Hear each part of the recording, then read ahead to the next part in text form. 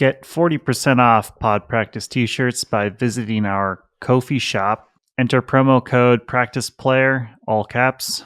We also offer free shipping to the United States and now ship worldwide. Over here at Pod Practice, we are excited to announce that we are partnering with Greatest Bag to provide you with all of your ultimate bag needs. If you're looking to get a new ultimate bag, head on over to greatestbag.com. And if you use code PodPractice10, you will receive 10% off your purchase. Welcome to Season 3 of Pod Practice with Team USA player Quinn Finer, Team USA Grandmaster player Mikey Lunn, and myself, Alex Atkins. You can now find us on YouTube, Spotify, Apple, and anywhere you listen to your podcasts. We want to keep growing the Pod Practice community, so reach out to us with your thoughts on IG and YouTube at podpractice_pod, or email us at show@podpracticepod.com. I hope you enjoyed the episode. All right, we have Lian here. Marshall, I know you've tuned in a little bit, and we've corresponded about your background in sports psychology. Can you just give the listeners a little bit of more information on your background? Yeah, for sure. I'm a current master's student. I'm working on my way to become a licensed mental health provider, so mental health counselor, as well as a licensed mental performance consultant. So that's a bit more complicated, and we can get into that. But I'm working to become certified/licensed to work in mental health and mental performance.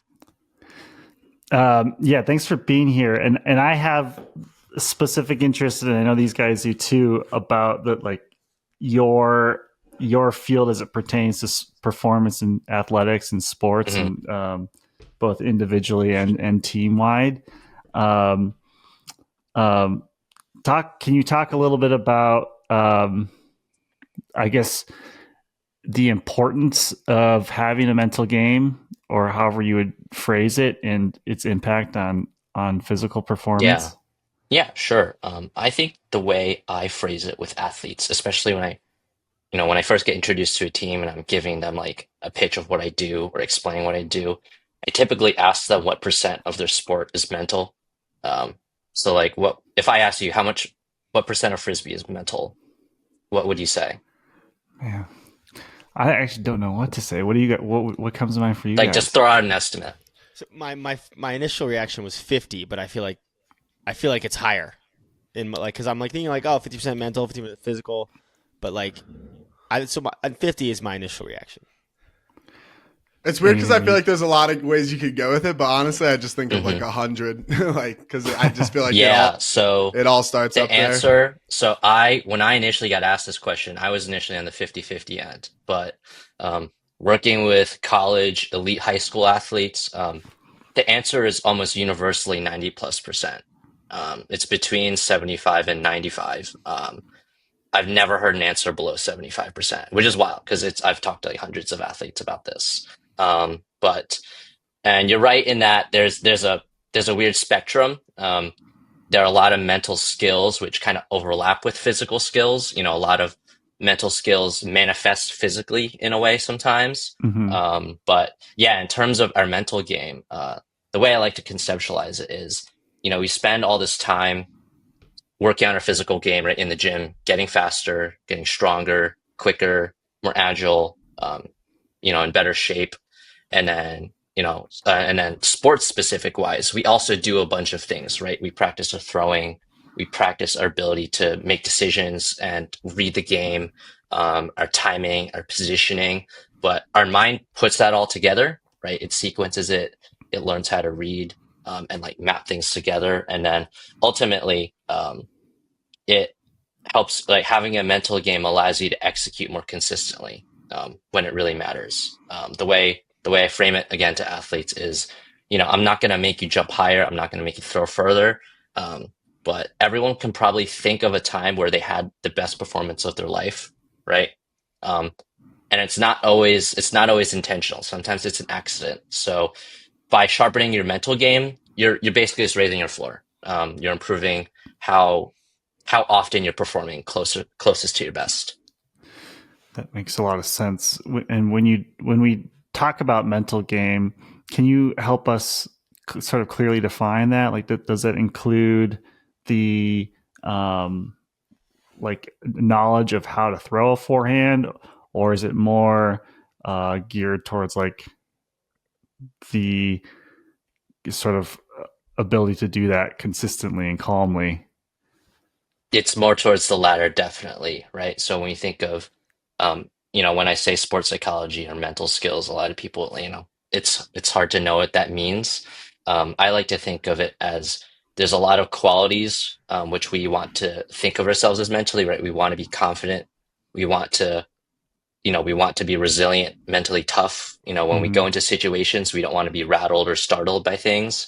And we use mental skills to build that foundation, right? So understanding our values and our motivation, self-talk, controlling our breathing, our visualization, learning how to like calm and regulate our nervous system, our emotions, and then also I talk about visualization a ton, but like being able to prime ourselves and to give ourselves extra reps. So like when we are in that championship game, when we are in an incredibly tense and stressful situation, then if we work on our mental skills enough, our brain's going to be ready for it. Maybe a bit of a sidetrack, but I'm curious your opinion on like VR training, because when you were talking about like that visualization and stuff, and I've been seeing like a lot of pro athletes. Most recently, the example I've seen is Jaden Daniels, loves training VR. Do you find that to be like a kind of a parallel to your world a little bit? Yeah, it's kind of in that area of cognitive performance. It's pretty similar. It's like a very specific very specific focus of mental performance. But you're right in that VR training can be useful. I've never used it. I know some people, some peers who have. But it essentially comes down to the idea of when we're building expertise and competence in our craft, doing things that are less transferable will not help. It simply will not help or not help as much. And so, it would be nice if we can just play Frisbee 24 hours a day and like practice reading, maybe making different reads against defenses. Mm-hmm.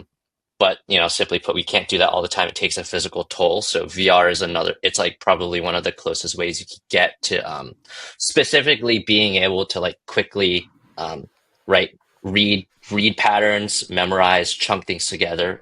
So then when you're back in a game, you've practiced it, you've done it before. There's this interview from the World Games team in 2017. I think it was Anna Nazarov. It was Anna Nazarov or one of the other players who said that what they used to do is before they tapped the disc in, they used to throw into poaches all the time. So one thing they would do is they would count all 7 defenders before they really like tapped the disc in or made a decision. And that's like an answer of like how you can cognitively prepare, right? Because you learn to do that, and then your brain kind of absorbs that into your long-term memory, and then it becomes a process you can do unconsciously, right? And now I'm pretty sure at this point, if it was Anna Nazarov or someone else at this point in their career, that's probably not something they're doing very consciously or thinking of at all. So. Mm-hmm.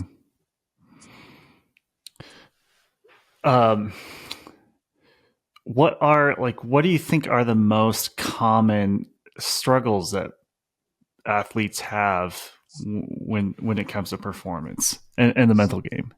Yeah, I think it's from my experience, I think it's the inability or like the struggle with being able to reset after mistakes. Mm-hmm. And I can talk about this later with how I view mental toughness, but generally a lot of times people view toughness or like working on their mental game as like learning how to like push through things or just like working on like being really good at this one thing, when it's often not about that, right? When we think of consistency, it's often just about limiting mistakes and then recovering from them quicker than when your opponent makes mistakes, right?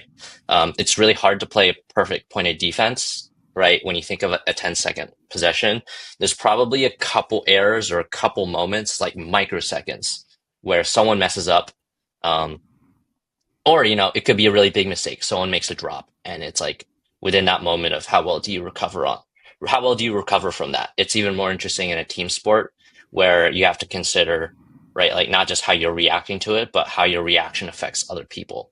That's something that I feel like really goes underplayed, especially in the lower levels of the sport. So it's certainly something we deal with every day. mhm. So how would you define mental toughness then, to expand on that? And as a follow-up, what are some of the recommendations and exercises people can do to, I guess, reset? Yeah. So it's tricky because one, mental toughness is just very poorly defined in the literature because it's just a really vague concept. It's also why it's so popular. It's because it's like you kind of can say we sell want it. to work on mental toughness, and it kind of applies to Yeah, everything. it's very But the marketable. way I define it is pretty similar, right? It's in terms of how quickly can you recover from setbacks? How quickly can you move on and like go back to performing, move on to the next thing? And so I think the important things for I think the two biggest things that really help, like the two biggest things that can help in the moment are one, like learning how to control, like physiologically control your body's reactions, right? So learning just basic breathing techniques. A really popular tip is just like learning how to do box breathing. So it's like you inhale for 4 seconds, you hold for 4 seconds, exhale for another 4 seconds, and then you can do multiple cycles of that. But the basic idea is you're engaging your diaphragm. So like physiologically, if you think of your fight or flight system, which uses your sympathetic nervous system, your parasympathetic nervous system is like rest and digest, and so Mm-hmm. one way to activate that is through using your diaphragmatic breathing, right? So it's like as you're taking in a breath, you're expanding your stomach, contracting your abs, right? So that's going to engage that, and then also focusing on a longer exhale. One thing I actually really like about unrelated, but with GPP, Game Point Performance, the conditioning Mm-hmm. program, is that like they do a lot of breathing, breath work in the warm-ups, which like is obviously good, physically and strength and conditioning wise, but like mentally, that was when I used GPP like 4 or 5 years ago, and like that was when I first started being aware of like this is a tool that I have. Um, so like one, being able to regulate your nervous system, your emotions is like really important. And then two is the second easiest thing you can do to help with your toughness is being better at reframing things. More importantly, being able to embrace a challenge state versus like a state of threat. Um, I found that, and generally you'll probably find in your experience, it's way easier to move on from something that is just less big of a deal, right? If I like crash my car versus I like spill my water bottle, I'm not gonna care if I spilled my water Mm-hmm. bottle, and part of that is because like crashing my car is like a very real threat. And on the frisbee field and in life, our brain can interpret things that aren't actually a very big threat to us as a big threat. And so if we can reframe and just move on, like if we can reframe and assess the challenge we can find in the next moment, or even in that moment, and how we're going to improve from that, that makes it much easier to rebound from in general, right? If I Yeah. make a turnover, I can take it one way of like, shit, like I just threw that, terrible player. Why am I here? They're going to score. We're going to lose this game, right?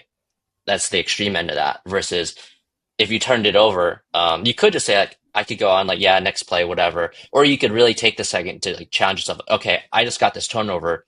Not only should I get this back on defense, but I personally want to, and I'm going to take it as a challenge to play my ass off on defense on this next possession. Right. And so that helps you take your mind away from the mistake you made and like give you something actionable to do like in the moment. For sure.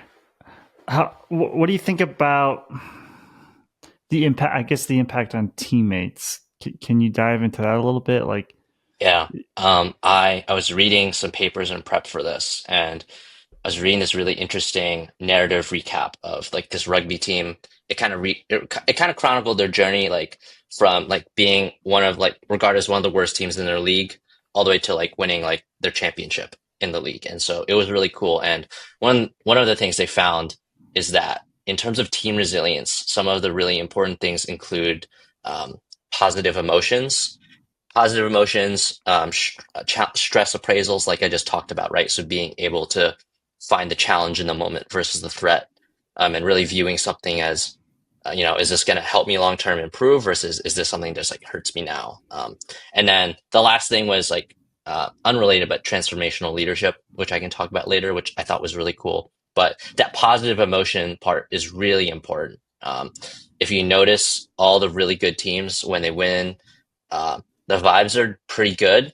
Even at times when they're down, right?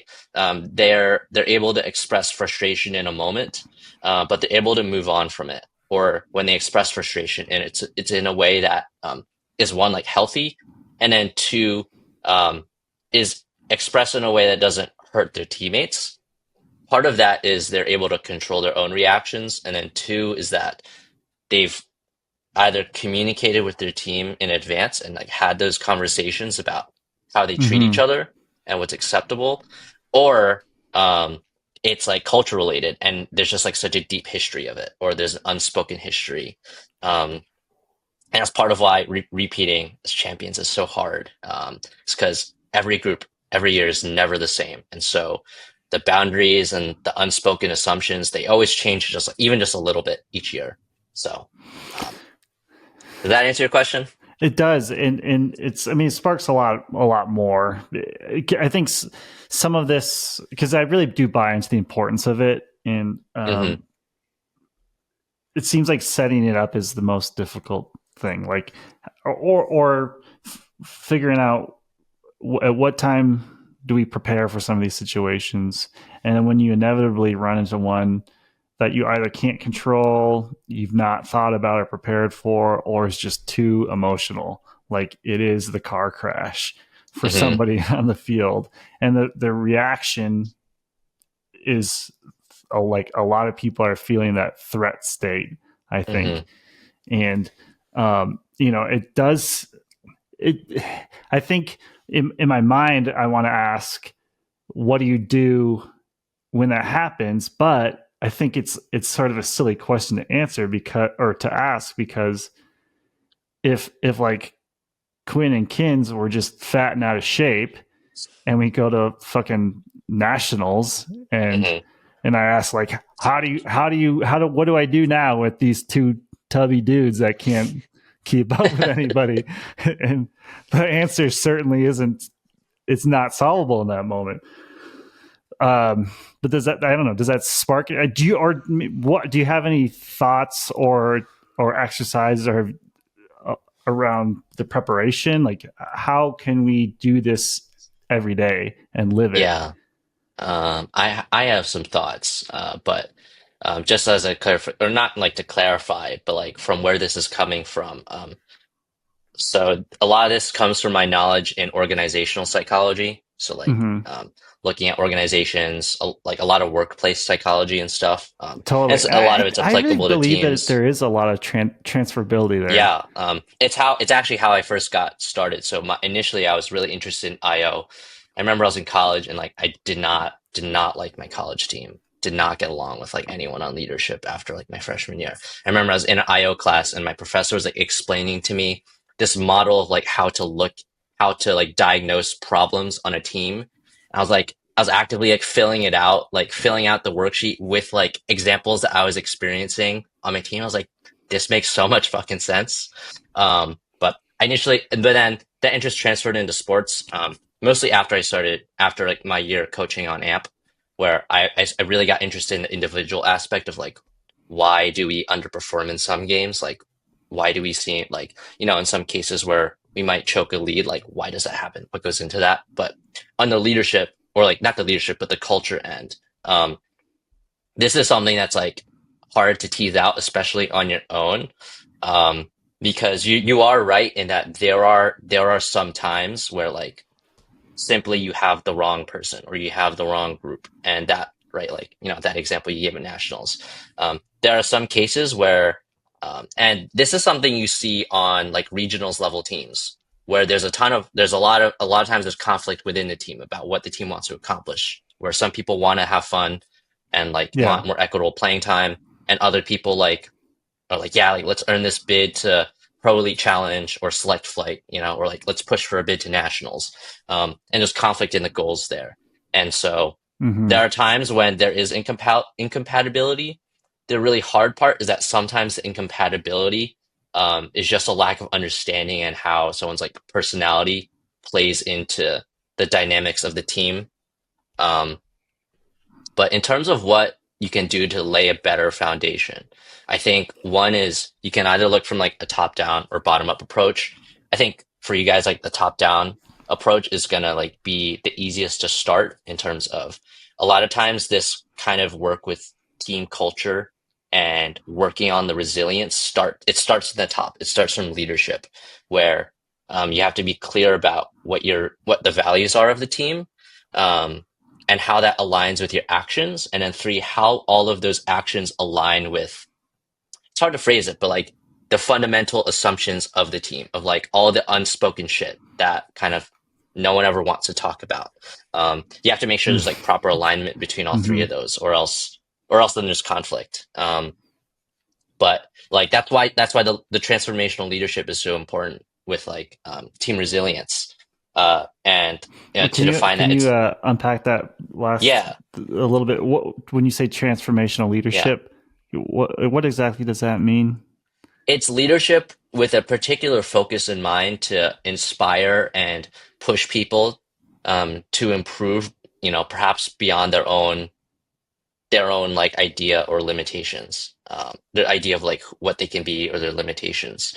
I feel like I've run into this, not problem, but in my experience as a coach, I often get really caught up when I'm coaching Ultimate. I often get really caught up in like the X's and O's and making sure I'm building the right roster. And I put a big emphasis on culture, but I've realized in hindsight when I was reading that paper that I never really put an emphasis on like developing relationships with players, and in that, like in the timeline of that season being like, hey, I really think you can achieve this, like you can really get here, I'm going to help you get there. And that applies to the individual but also the team level. So that's on more in that resilience end. Like one thing, Patrick Sherlock said this to us at like at a little AMP gathering at the end of the 2022 season that like really stuck with me for a while.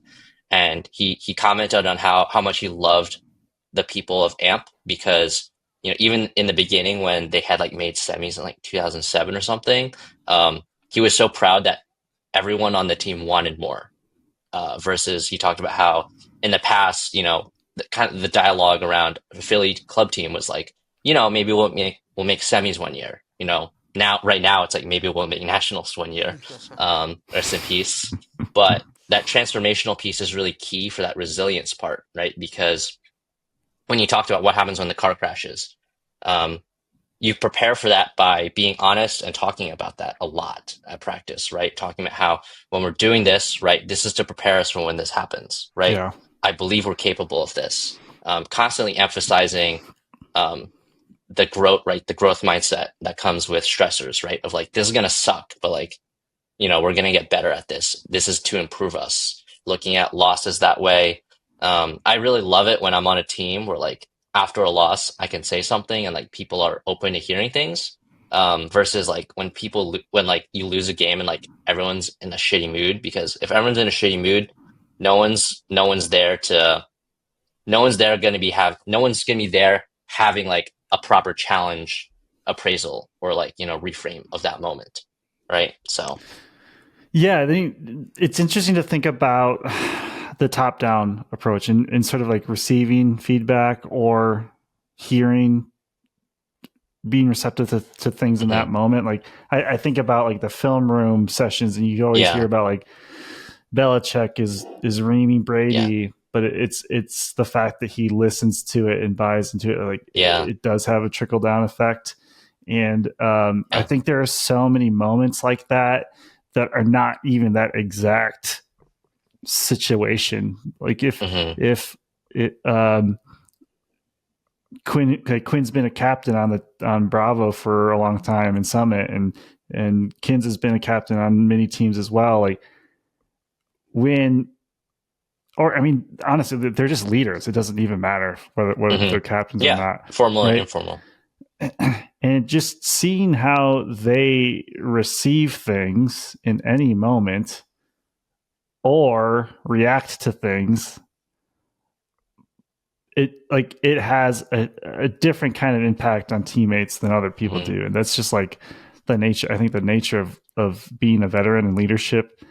And I think about I tell the story a lot, but like some of the old Mama Bird teams, some of the old Bravo teams that had some the term I like to use is cultural architects, and Evan Paget's name keeps coming up. I literally just talked about Evan. I don't know if it was this morning or yesterday.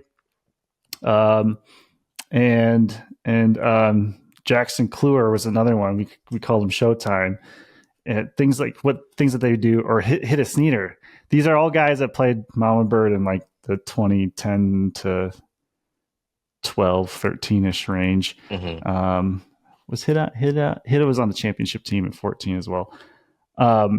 They would do things like they would just take players out for dinner, like, hey, rookie Stan, who's in another room, you are coming to the gym with me. I'm teaching you how to lift.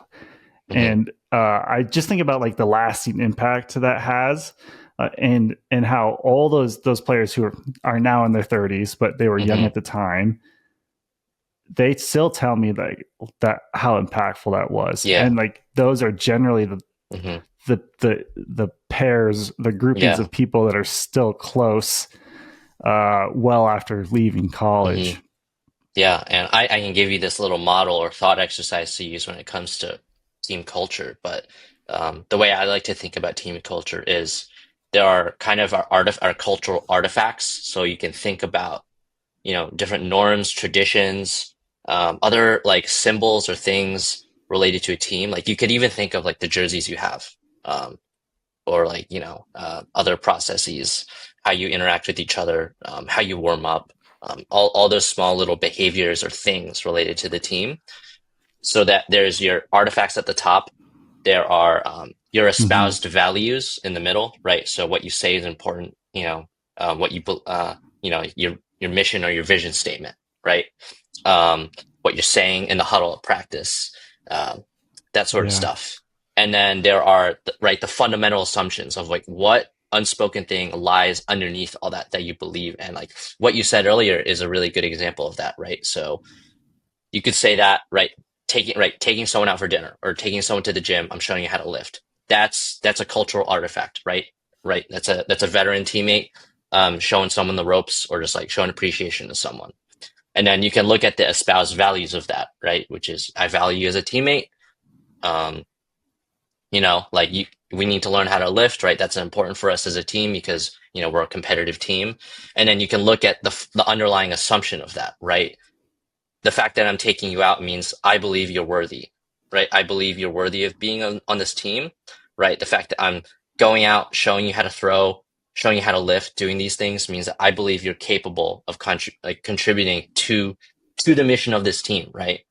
And right, what's the fundamental assumption of that team? It could be, I think we're capable of winning national championship, right? A national championship team. That means that person who I'm taking out to dinner, I'm taking them out not just because I value them as a teammate, and our team values, every person on our roster and being competitive, but also I believe in that person, and that I believe that they're going to be a core part of that. And you can see like the pyramid of that and how it works, and how like something so small can say something so meaningful about the culture and the beliefs of a team. Yeah, and it has just this butterfly effect on everything. Kids and Quinn, jump in at any time. I know I can dominate. Yeah, I'm going down the team rabbit hole here. This topic. Is cool. It's great, but I had a question from it was a little bit ago. It's kind of on the resiliency topic, and how it kind of relates to teammates too, because we always talk about like earlier you guys were talking about how you react to things, and reacting in a way that doesn't affect your teammates, or it positively exactly, yeah.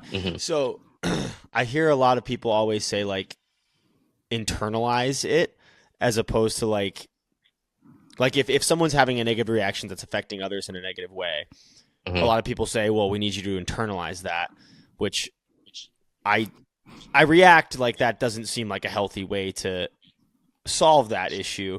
I'm curious from your end, like if internalizing it is a bad way to react, like what is the kind of the alternative there, and how do you react? Yeah. Well, the key is there's different ways to express your frustration or your emotions in the moment. And so internalizing, it's like, well, it's like what everyone says, right? You're gonna hold it in, it's gonna come out eventually, and it's gonna be uglier. It helps to have it helps to have a system, an internal system of how you're gonna, not internal like within yourself, but like The team. individually, how you're gonna like let out whatever you're feeling. And so Mm. I'm actually excited because I'm teaching something like this to one of the teams I'm working with, like over the next month in their preseason. Um, I'm teaching them this kind of process of like release, reset, refocus. And the idea is release for them is they're a team that has struggled with emotional regulation at times. So it's teaching them like how do we like release our emotions in a way that's cathartic but productive, right? So you'll Hmm. see some people like they throw a turnover, it's just like simple clap, like damn it, and then you move on. And so what I found is that a lot of times we think about like holding it in or letting it all out when in reality we can just let things out in small moments and just like acknowledge these really small micro moments and move on, right? And that's what the best in the world are doing, where like it's not like you look at a whole like a basketball game, for example. It's not like you let out all your frustration at the end necessarily after you lost, right? If you're in that moment and trying to be resilient, it's like I miss a shot, like okay, like damn it, whatever. That's the release, right? Just how I'm feeling. Sucks I missed a shot. Cool. And then right, the reset is just like calming your body down. Like okay, I missed a shot. It's no big deal, right? Let's reframe it. Let's breathe. Let's control my emotions, right? And then that refocus is thinking about what's important now, right? I just missed a shot. Shit, we didn't get those 3 points. That's fine. I'm cool. Now I got to go back on defense, right? I got to get a stop on this end. Tina Booth has a breathing exercise on that. I mean, I'm sure she didn't invent it.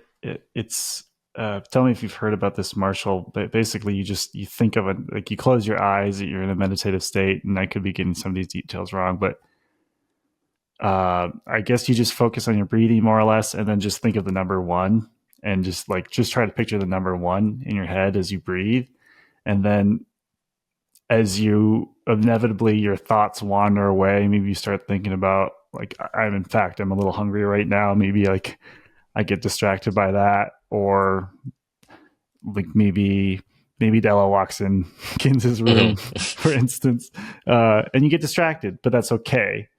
And Mm-hmm.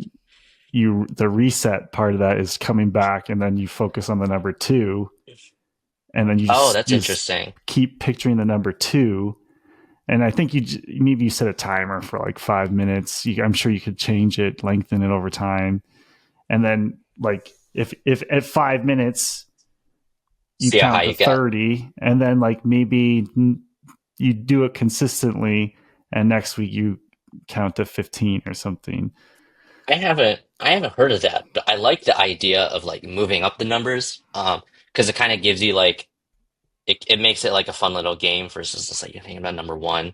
But I mean, generally, the ability to focus it's less important about the ability to focus and more about your ability to refocus. To Because keeping refocus. your focus on one thing is like frankly impossible. If you look right, if you blindfolded me and put a mark on me and tap the disc in and then unveil the blindfold, there are millions of pieces of information for me to process, right? And so my mind is like bouncing everywhere, trying to chunk things and group things into categories, to like simplify it. But inevitably, like my mind's wandering, and so you know, someone who's focused is going to be thinking about, okay, I see this. What's the decision? Who's doing what? Someone who's going to be less focused is like, okay, like you see this tiny micro distraction, right? Like, oh, like I don't know if I can throw that, right? The mark seems like is really aggressive on here. Like maybe I can't get that off, right? Versus like just automatically kind of going through things. Um, but in terms of the meditative part, like yeah, that can help. It helps a lot with focus. Your focus can kind of go in four different ways, right? It can be internal, external. It can also be like very narrow versus very broad, and So the example you gave is like a very cool example of narrow internal focus where you're visualizing a single number. And so, yeah, I mean, with like meditation and like regulation, a lot of it is just like taking your attention away from what's happened, right? And like using something, whether it's the right in box breathing, whether or not it's the count to 4, or what you talked about with like the focusing intensely on like a number you visualized, or just even just focusing on your breath, right? When I breathe, I really like to focus on my diaphragm. And then when I breathe out, I focus on like blowing the air through the straw. And like that helps me. This is like a thing I honestly practice all the time whenever like I'm just like bored, I'll just do it. And like it's kind of a thing for me now. And that's the process that helps me through it. So it's funny, even just having this conversation, I do feel a little bit calmer than in some of our episodes because, we're generally meeting strangers. I am a shy person. Sometimes the three of us are having a spat on text or something. Who knows? Whatever. But even just talking about it and thinking about it, it's maybe more front brain than I'd like it to be like, reflexive, but it is help just being aware of it. I feel like helps me stay calm. Yeah. Sorry. No, go ahead. I find that I get really nervous before some things in general. As a mental performance consultant, I get really nervous when I'm traveling with the team. Like I'm really nervous like before, like during the entire game, because it's like the game's not in my hands. I don't really have control. I'm not a coach. I'm not a player. So I get really nervous then. Like I had like a sudden case, like really intense nerves, like a minute right before this started. But what I've found recently is like the relabeling and finding that challenge state really helps, or like finding ways to turn that fear into excitement, because the physical symptoms are like pretty similar. So like when I'm with my teams, I notice that when they go on a run or they do something really cool, I find that like all those nerves go away and I get really excited. But then like when I actually take a second to think or like feel like assess where my body is, like my heart's still pounding. Like all the same symptoms are there. It's so cool how like the simple change of situation, or the fact that like I viewed the circumstances differently, like completely changed how I feel. Like I felt, it felt way more excited. I was like having a lot of fun, very excited in the moment, looking forward to it, because I was like, yes, they're going to run. This is awesome. This is a great challenge for them, versus like being like, oh shit, like they're down. Like this opponent's like worse than them. They have a worse record. Yeah, like, man. Try going down 4-1 3 games in a row in pool play national. Dude, that's a time to really work on this mental mentality. Turn that into a challenge. Because Kim and I were tubby. That was the problem. We couldn't do anything about it. I feel like we have to tell the story about Nat, who likes to, when in like big situations on the line, he likes to he likes to have everyone say I am excited instead of like being nervous. Yeah. Like in a big thing on like whatever. He'll like to do that, which I always think is funny. It elicits different reactions out of me depending on how I'm feeling in the moment. Yeah. Well, the thing about like self-talk and like the reframing part is like you have and this is a reason why some of it can be difficult to do, and it takes a lot of work to like get to the headspace that elite athletes and performers are in, is that you have to believe it in order for it to work, right? If I say I feel excited and like I truly am terrified and do not feel excited at all, like I'm just wasting energy trying to fight how I'm feeling. And so it often you get there by starting with small reframes, like small things. Like when I've worked with people on self-talk, a lot of times people don't feel comfortable shifting to positive self-talk or like constructive self-talk from negative self-talk. And part of this because it feels weird because they've been doing it for so long. And so usually the first way we kind of introduce that is through instructional self-talk, like kind of training yourself to cue yourself or give yourself instructions before you do something, right? So if I'm playing defense, it's like, okay, got to keep my hips low, watch the feet, watch the hips. Or, like when I'm pulling the disc, for example, like I'm usually just telling myself to like be mindful of like my angle and speed, That's like pretty much it. Like I'm not telling myself like, oh, like, I'm a great puller, I got this. Because like right now I don't believe that, to be honest. So that instructional part's like more helpful for me right now. That's a good step. I like that. I think that's a good tool. And I want to bookmark this topic because I want to come back to it. But there was something that was on my mind in the reframe or sorry, give me the 3 R's again. Yeah, it's release, reset, refocus. So in when you're trying to reset, so you release, you reset, and you're trying to refocus. And after like I drop the disc, and then Marshall, you are just pissed, and like you go, Mike, like you can't fucking drop the the inevitable. That's sort of an uncontrollable to an extent. Like we cannot expect sport to be a bunch of perfect kumbaya interactions. Do you have any thoughts on like how do you reset individually as a person getting reamed, and I suppose what can the surrounding people do? Can they? Is there something for them to release in a different way? Tell them to chill. Yeah, definitely tell them to chill. Chill. Yeah, it's calling us on it. Yeah. No. This is where like the communication part and the team culture like work ahead of time really helps. Where like if I am on a new team and we have this kind of conversation about how we treat each other after mistakes, and I'm like, yeah, like when I fuck up, like usually know what I did wrong. So like, if you express anger at me or whatever, like it's not going to be helpful because I know what I did wrong, yada yada yada. And someone's like, yes, but like I still want to express my anger because I'm now annoyed that something happened, like, but I still want to express like my trust in you or whatever, that isn't shaken. A lot of times when we communicate, we're sending a lot of different messages, right? Like when I high five someone, if I'm really angry, I might high five them really hard versus like a really soft high five. And that can communicate different things. And if you don't talk about it, then you might get all those messages at once. Right. And then you're going to be like, well, like, which one do I interpret? Right. Is he mad at me? Is he not? Like, I know he's yelling at me, like, but, he's yelled at other people in the past, or like he's yelled at people and then apologized later. So like, I don't know what to feel versus like, if you have that clear conversation ahead of time, which is difficult, and this underplaying how easy it is to have that conversation, but having that conversation ahead of time is really helpful. Or you can just have like a ton of chemistry and years of history. And in that case, like, everything goes together well as a coincidence. But yeah, so managing those lines of communication it takes a lot of intentionality and effort, and most teams don't get there.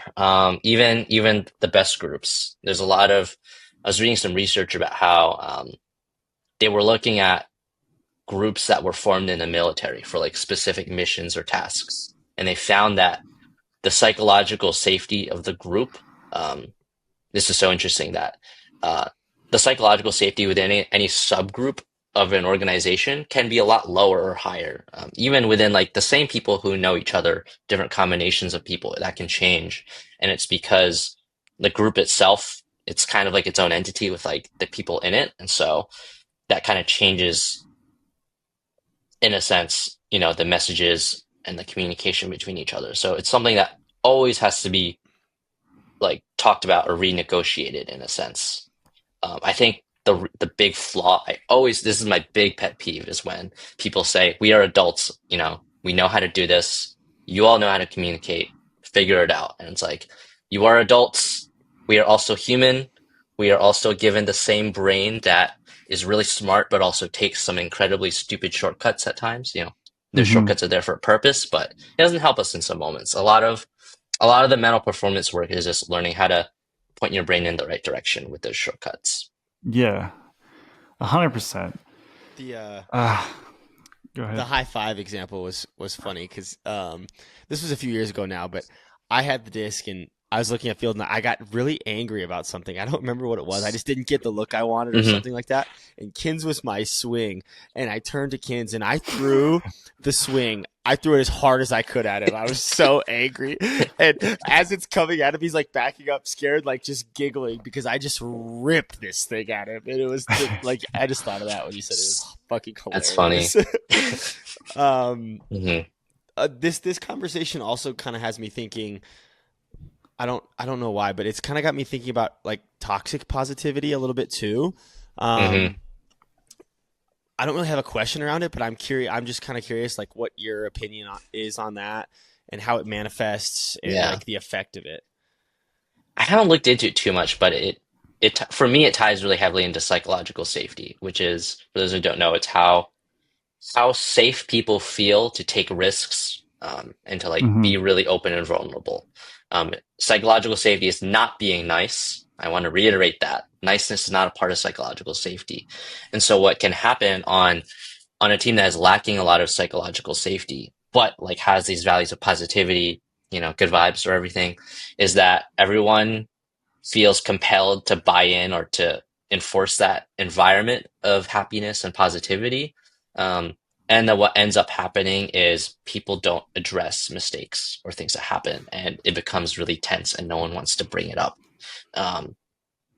It's super common. It's surprising, and like it always feels weird to talk about. It's like, yeah, it's like this really fixable problem, but a group kind of serves as like a false multiplier for anxiety and other like forms of conformity, and it makes those unspoken rules really hard to break without one, proper communication, and then two, proper like mechanisms of feedback. So yeah. Were you going to say something, Kins? Yeah, well, I had a couple things. Go ahead. But one, to Quinn's story, which is funny, it's just like a typical nut swing. It's like Quinn super angry is just like a nut swing. That's just how he swings the disc. You're just ripping it at you.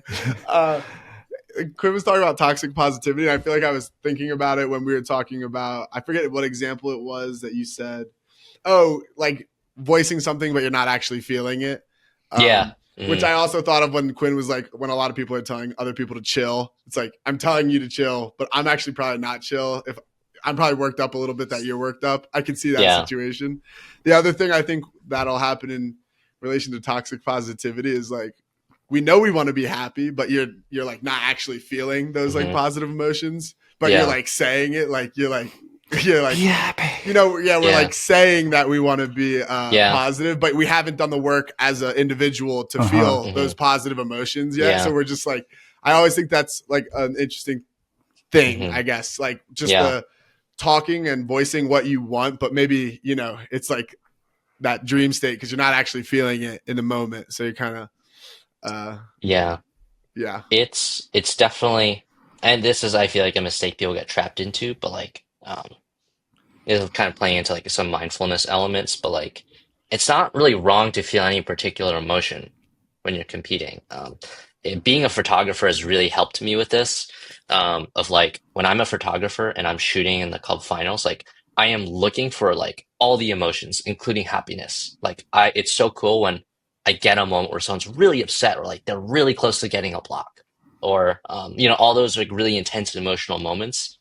For me, like that's a reframe I use where it's like, if I'm not feeling happy right now, it's like, well, like it's fine in that, just kind of going to that like more motivational kind of like deep end stuff. But like when you look at the reason why you're there, right? Why are you playing Frisbee? Why are you spending thousands of dollars to be there in San Diego at the end of the year for something most of your coworkers don't know what it is, right? And it's because like you're there because you enjoy that. You usually enjoy the activity for its own sake.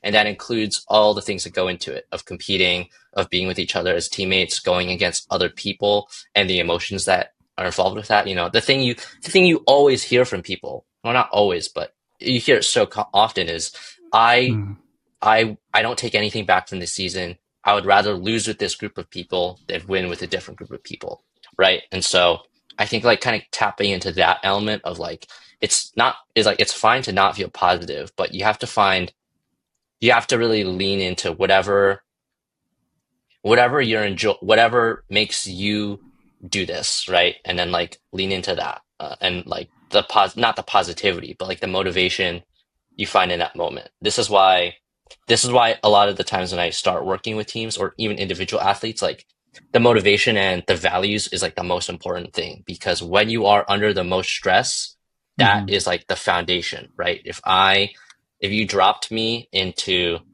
a championship game and like I didn't feel prepared, I'm not, by the way, I'm injured. But like if you drop me in there, it's like the first thought's gonna be like, why am I doing this? This is so stressful. Like, why the fuck am I here? And sorry for cursing, but like the big like and It's that the raw ultimate emotion answer, that we're looking for. yeah, the ultimate answer is gonna be like, this is why I'm here. I do this because like I really enjoy playing the sport. I love for example, I love the relationships I get out of it. I love competing. I love doing this. It's really fine. It's like finding your why in that moment. I don't even know where the original question was from. So No, that was sorry great. if I went on a tangent. That's why we have the podcast. It's just so that like we can create a It's all space just where tangents, people yeah. where we can just tangent. Like that's what we're Yeah. trying to do here. It's just segmented tangents. Yeah. It's beautiful, honestly, and like everything you're saying is, really resonating with me, and it's really amazing. So I was gonna ask, like, so you have these things that like you want to reframe, right? Like I think there's a lot of things that I want to reframe, and I know how I want to reframe it, but then what is the work that needs to go into actually being able to we need a GPP for my brain. for I need like the- mental I need the reframing. Smiles Yeah. by miles. Like I want to go into the game focusing on like those things you were just talking about and wanting to lean into those things, but we want to go, because we know that'll help us perform the best. Yeah. But that's like, I feel like that requires training, just like Yeah. the physical stuff. So what are It's- like some of the tools to being able to reframe something like that? It's practice. You can't really say much more else about it, right? It's doing it over and over. I like to. You all familiar with Joe Mazzulla? Yeah. Yeah, Have you seen his like Celtics. quotes on social media? definitely. Yeah, I love like showing him as an example of athletes of like, if you reframe enough, like you can get to the space where like you're saying what he's saying unironically and like totally believing it. And it starts really gradually. It's, you can, a lot of times it's going to be in small moments, right? When like something happens and you're reframing that, you can also create more intentional space, right? Yeah. After a drill, after a practice, you can go ahead and look back at like all the different things and like look at where there's opportunity to find the challenge state in that, and find the reframe in that. There's one athlete who's on a team I work with, and like they're like leading the team and scoring and everything. And one thing they said to the team, which I really loved, is like they were like, I go back home after practice and I reflect on everything. I look at every drill I did. I like think of every miss I had, or even all the makes I had, and I look at not just what could I have done better, but like how I'm going to grow from it. And like it's that how I'm going to grow from it that's the most important part, right? Because when we look at resilience, resilience doesn't really matter if it's just if we're just thinking about this moment, right? It doesn't really, right? Like if I lose this game, but this is the only game that matters, and like sit, down, too bad. But if I lose this game and there's a next season, or I have my whole career, there's a lot more you can rebound for, right? There's a reason for you to rebound from that all of a sudden.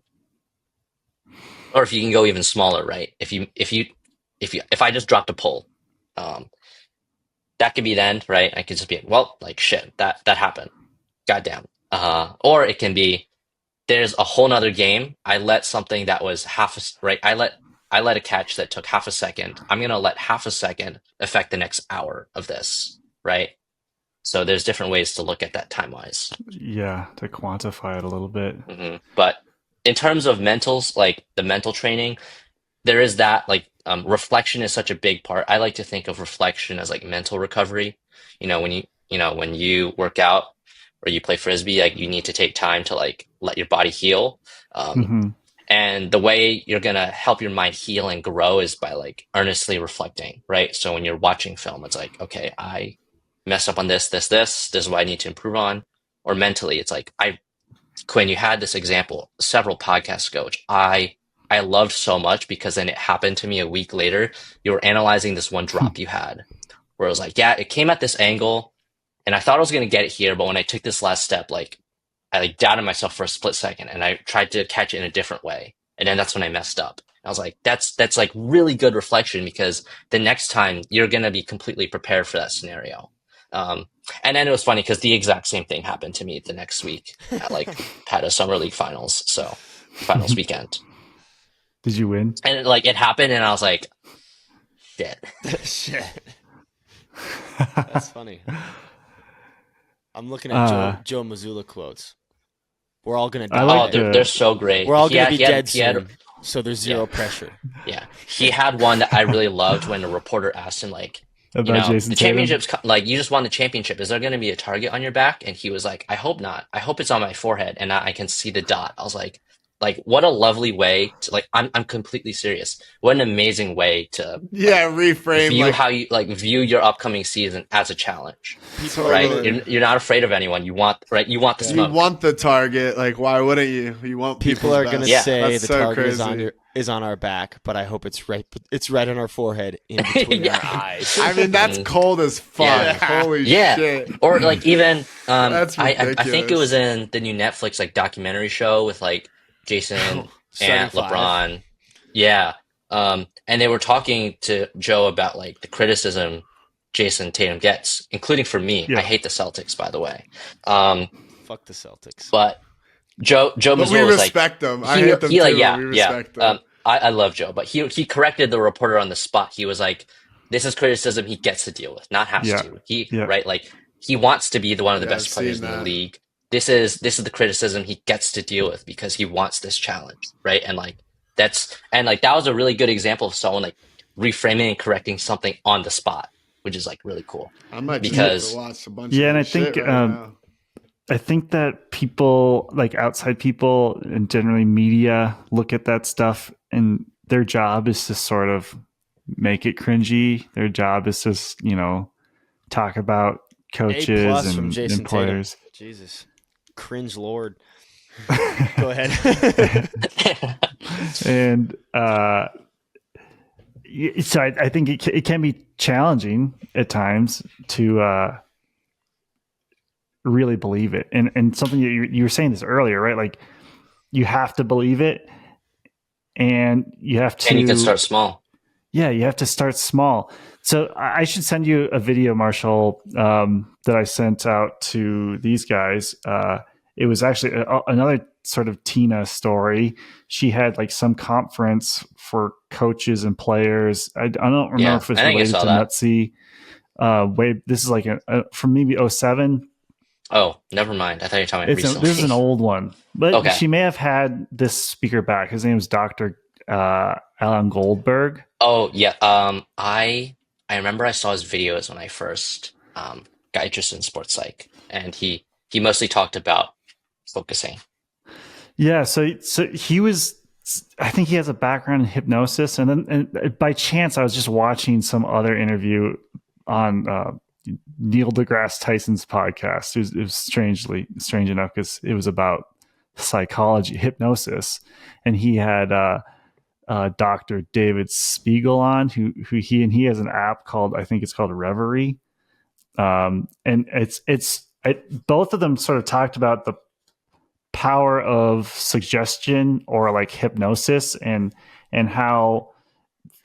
I don't know enough about this, and I know this is not exactly your field either, but like there's a slight difference between just mindfulness and meditation versus like, I think the word they were using was self-hypnosis.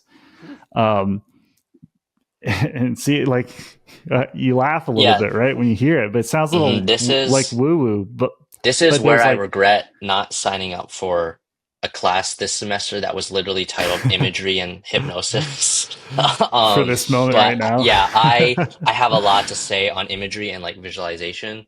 I don't really know anything about hypnosis, but power of self-suggestion is real. You can look at the placebo effect, for example. Yeah, I mean, so they gave all these good examples, and I know I've told these guys some of this stuff, but just like when you put something out there into someone's brain, like the story from the Alan Goldberg talk, I'll just tell one of them is he's talking to the audience, and he says, "I'm going to ask one of you to come up on stage and help me demonstrate the next part of the talk." And then he continues on to explain whatever, like stuff about mental sports psych and probably hypnosis. And then it turns out all of that was just sort of filler. And then he stopped and said, "Actually, I'm not going to call on any of you."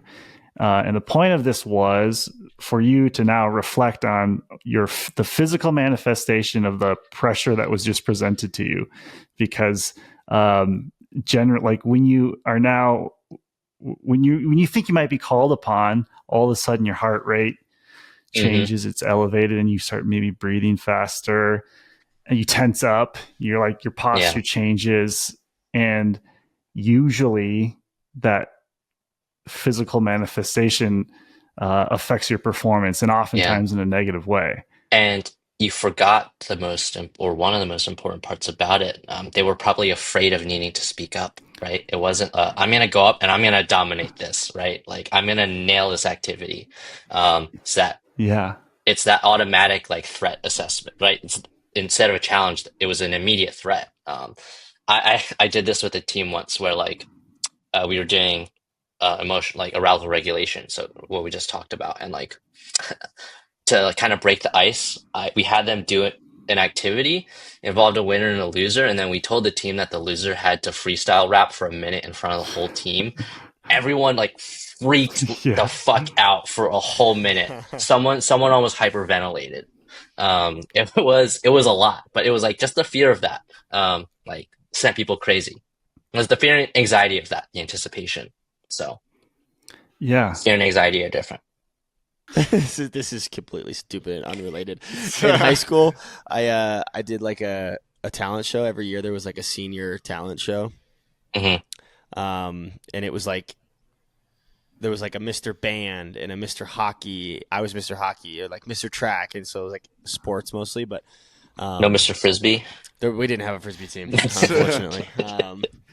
I rapped a Dr. Seuss book in front of like 1,000 people, and like it was the dumbest thing ever. So that's it. That's all I got. Go ahead, kids. Were you afraid? Were you afraid to do it, or were you excited? Fucking terrified, dude. I was so scared. It was so scary.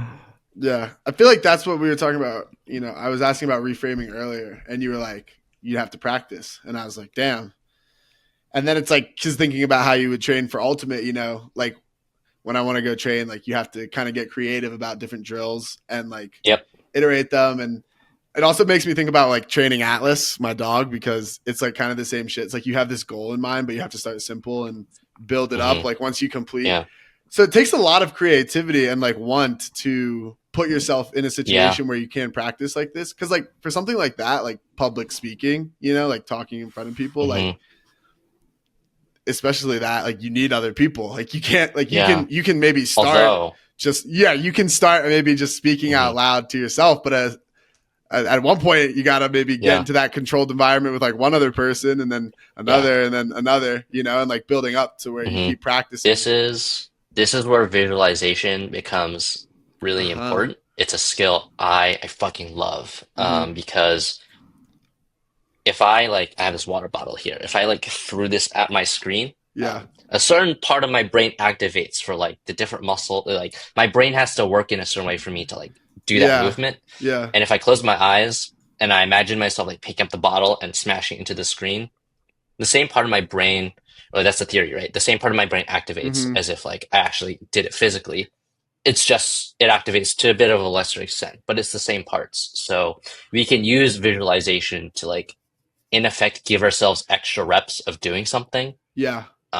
Or we can also use it to prepare ourselves for scenarios that we can't replicate. Totally. Right. And it's really hard to replicate a club championship, or even like for people who have never been to nationals, it's really hard to replicate that environment. And so a lot of people incorporate visualization into their pre-performance or their pre-task routines. So the difference is, right, my pre-performance routine is I get to the field at nationals. What am I doing, right, between now and before the game starts? My pre-task routine is I'm on the D line. I'm like I'm the guy who pulls the disc. So like before every point, like or before every time I pull, like before that, I do a couple things, right? And so there's the difference between rituals and routines, and that routines are generally task kind of oriented. So all the things in a routine are designed to help you focus on specific parts of the task, versus like a ritual is like doesn't really mean anything. Just helps you with like kind of being consistent. Um, but visualization is super helpful with routines, right? So you might be visualizing before a game, like, all right, this is like how we're gonna absolutely dominate this team. I'm gonna visualize myself like playing my ass off on defense, right? I might be guarding a handler. It's this specific assignment, so I'm gonna like force him on the outside shoulder and clamp him up and force him downfield all day. He wants none of this, right? And my teammates are gonna be hyping me up. I'm gonna be getting information, right? And I'm like kind of imagining this all in my head. Or you can also do it for a very specific task. Like, okay, like this game, like I really need to focus like on sliding with this person. I gotta like do that a couple times, right? I gotta run through that, be ready for that. This person really likes this one jab step, right? I gotta prepare for guarding John Randolph, for example. I know he really loves that, right? Getting those extra reps in your mind is probably gonna help you ahead of time. And you can also use visualization in your training, right? When you're going out, I throw every morning. So what I do is I go and like I set down my tripod to record my phone. I set down the discs. And then before each set, I generally visualize like what type of throw I'm going to do, right? So it's going to be, okay, I'm catching it underneath and I'm throwing like, I'm throwing a pretty standard straight flat underthrow to someone. So I'm visualizing like my footwork, the angle of the disc, right? How it's coming out and releasing out of my hand. Or I might be visualizing how like I just caught the disc on the sideline, I'm faking upfield, and then like I'm throwing like this big around, like all the way around some giant mark, right? So we can use that visualization to enhance our skill training and also to enhance our performance on the field, like and be more ready for that. That was a lot. So That's awesome. I think visualizing is super cool, and I like the example you gave. I listened to I think it was like a Huberman podcast like during the season last year. So I started to like UFA games, especially have a lot more time to kind of, like, you show up like 3 hours early, like a club game, like there's no time to visualize. It's like 8 a.m. Like yeah, the you visualize like on the car ride there. Yeah, exactly. On the car ride there for sure. And I love it too, especially for like ultimate, because I think like one of the things is like the more you've done something, like the more detailed the visualization can be. I think like what's hard is when it's something that you haven't done as much. And so you have to also couple the like visual training with, I guess, like actually getting that experience of doing it, because, you know, ultimate, I could visualize such a pristine example of something because I've done it a million times. But if it's something new that I'm trying to add to myself, you know, the visualization is more difficult. Yeah, I have like three different thoughts. One is that with visualization, you want to focus on two things. One is you want to make it as vivid as possible. So you want to use all like your five senses, basically. The way I like to, when I work with athletes individually, the way I have them start is like, I kind of give them a scenario and I tell them just talk to me about it. And then what I have them do is like, I'll generally have them close their eyes and I'll have them like talk me through it. So like they're kind of just like building the picture for me, right? And then eventually like they'll just do it silently on their own. That can be really helpful. That was like a similar, like I kind of just did that, right? When I was describing like the different throws I'm doing, but I was only using a couple of my senses, right? Like if I really wanted to go into detail, I could talk about how I can imagine the spikes, like how the spikes of my cleats are like how they feel against the grass or turf or the sound they make. Or how like, you know, for example, if I'm throwing with a UFA disc, I love how the rims of the disc feel for me. It feels more pliable, so I can like feel my thumb sink in a little more and like I can feel how it fits into my palm, right? Those small little sensory details are what make it real for you. And then the second part is you want to be visualizing something you're controlling, right? So a lot of people struggle with this when it's like I try to visualize and like all I see is just like myself messing up. And so that's where focusing on control can help again, where it's like your mind often wants to go in different directions, and so focusing on making it vivid kind of limits the different directions your brain can go with, right? So if you're struggling with like, I'm only seeing myself mess up. It's like, okay, so give yourself a specific scenario of you succeeding, right? And then just like map it out in reverse, right? Maybe it's like writing down every little detail and then going through it, or it might be making it up as you're going. And then the more you practice it, the better you're going to get, right? Sometimes at first sometimes I'll spend like 20, 30 minutes with a client, just like envisioning, like helping them visualize like two scenarios. And for me, I'm at a point where like I can just close my eyes and like visualize myself throwing a disc. I can very clearly feel how the disc is. I always visualize how, like for me personally, like the angle at which the disc releases, and then the angle at which like my palm is, right? And then I can visualize the flight path of it. So that's something I've done a lot. And like for me, I can kind of just close my eyes, take a deep breath, and like do that in like a couple seconds. And that's where the best are, where they can just do it. But I love visualization. It's so cool. And the nice thing is that like I initially kind of got interested. I watched that Human podcast too, and I thought it was interesting. I looked at the studies, and then like I read about it more in class. But like it's not an easy thing, but it's something you can do that it empirically leads to benefits in performance. With free throws, people have found benefits from like 6 to 30%. And like generally, when you combine physical and mental training, like your performance, people have found like increases in performance up to like 30%. And obviously you can talk about how you define that and everything, but physical plus mental really leads to better results. And the nice part is with mental training, you don't need as much time, right? Like it might be just spending like 5 minutes visualizing before practice every day, or before bed, or when I wake up, or during my lunch break. It might be spending like 5-10 minutes journaling and like practice my reframing. It can just be simple things like that, versus like in the gym, like you got to go multiple times a week. It's at least an hour every time. You have to put way more time into it. And I don't want to say you have to put less time into your mental game, because ultimately, if you want to shift your mentality, you're going to be thinking about this just like in general a lot more. But like in terms of the specific directed training effort, you can get a lot more out of less than other forms of training. For sure. Have you ever read the book The Mind Gym? I did not, but I was working with some ultimate teams this summer, and when I introduced myself to some of the coaches, like the first thing they did was like, "We bought this book to read for the season." I was like, "Cool, that's sick." It's been probably 10 years since I read it, but it recently came up again when I kind of uncovered that Alan Goldberg video. The things that I remember are the specific descriptors, like make it really vivid. And Wes Chow would always lead us through these exercises before practices. And we would like lay on our back, we would focus on our breathing, and we would focus on everything that we could feel around us. That is more or less the extent of what I remember from it.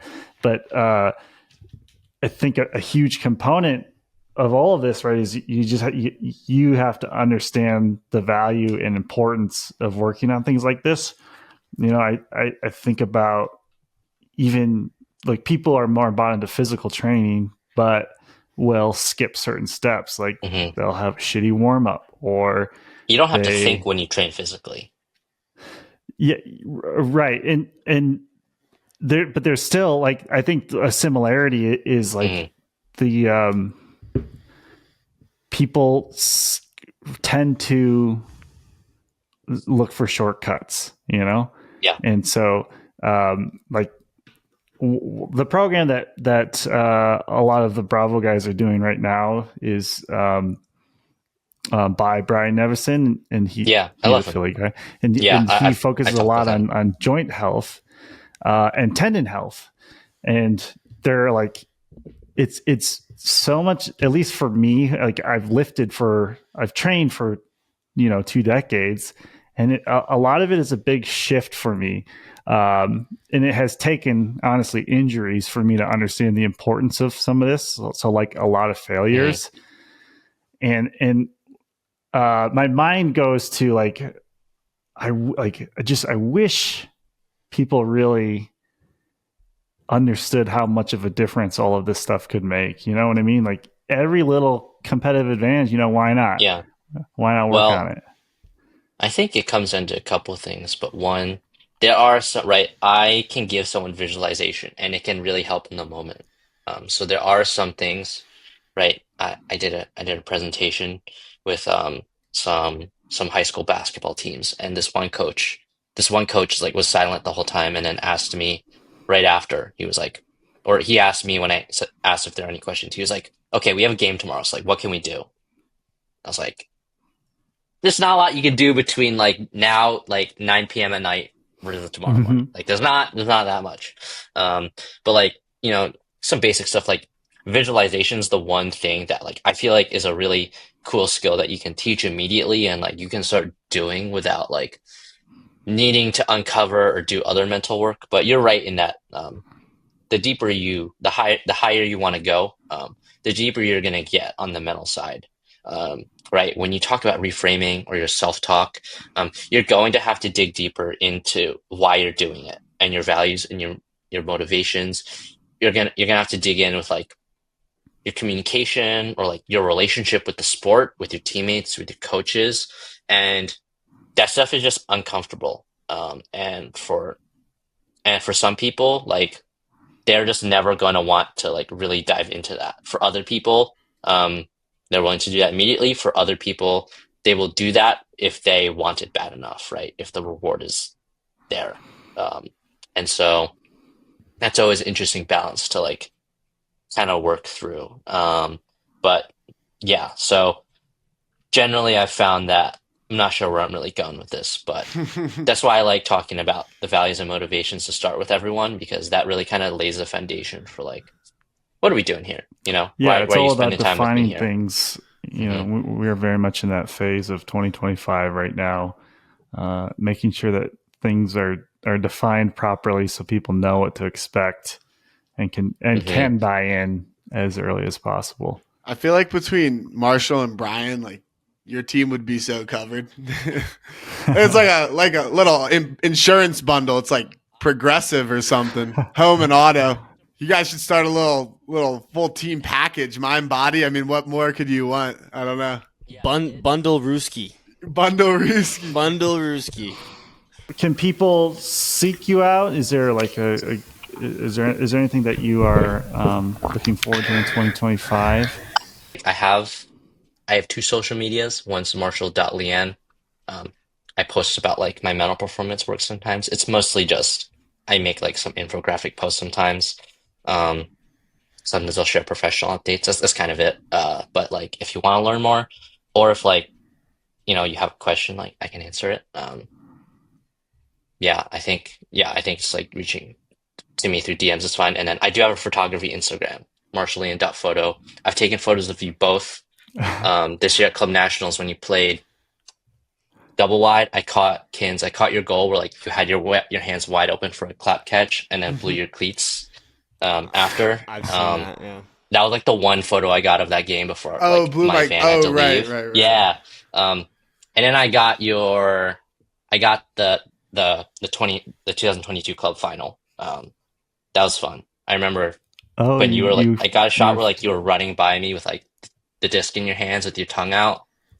And then Kins, I got you. You like, it was like one of the last goals or two of the game where like you just like bullied this person to the front cone and caught the disc with like the most bored, nonchalant look I've ever seen from me, which is like, I remember I was shooting, I was like, I don't think I've ever like seen you like that before, that was funny. But yeah, I post very sparsely on that. If you ever want to see like my like third hobby, so photography. Yeah, and that's helped me in the sports psych side too, like in terms of like really seeking out, it's really helped me with the challenge state part of like when I look at Frisbee from a fan perspective, I am looking for intense moments of adversity, and I'm looking for people to dig deep and to like have and to showcase and express their emotions.